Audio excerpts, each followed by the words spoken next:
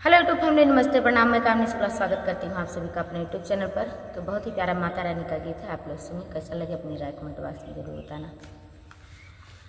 नरी वरियो चुनरी लायन मैया जी, नरी वरियो चुनरी लायन मैया जी, तनि भी नहीं सुनी लिया त्यू हमार मैया जी, तनि भी नहीं सुनी लिया त्यू हमार मैया जी।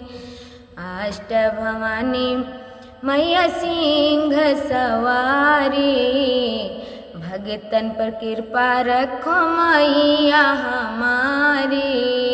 अष्ट भवानी मैया सिंह सवारी, भगतन पर कृपा रखो मैया हमारी।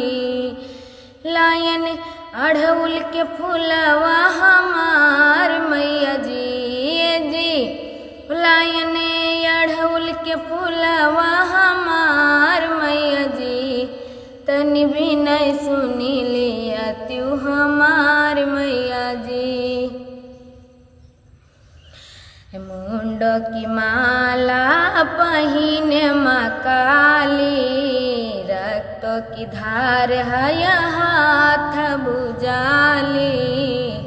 मुंडो की माला पहिने माँ काली, रक्तों की धार है हाथ बुझाली। आयन तुहरे शरणवा हमार मैया जी, आयन तुहरे शरणवा हमार मैया जी, तनि भी नहीं सुनी लिया त्यू हमार मैया जी।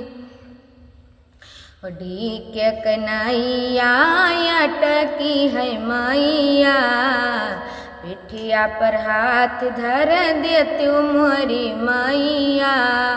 डी के कन्हैया अटकी है मैया, पिठिया पर हाथ धर दे त्यू मोरी मैया।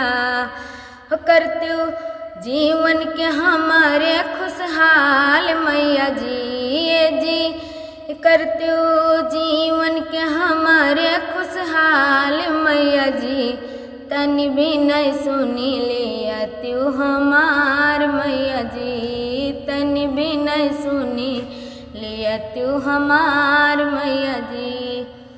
नरी वरियो चुनरी लायन मैया जी, नरी वरियो चुनरी लायन मैया जी, तनि भी नहीं सुनी लिया त्यू हमार मैया जी। जय माता दी। कैसा लगा आप सभी को अपनी राय कमेंट बॉक्स में ज़रूर बताना। मिलते हैं अगले गाने के साथ, तब तक के लिए जय माता दी।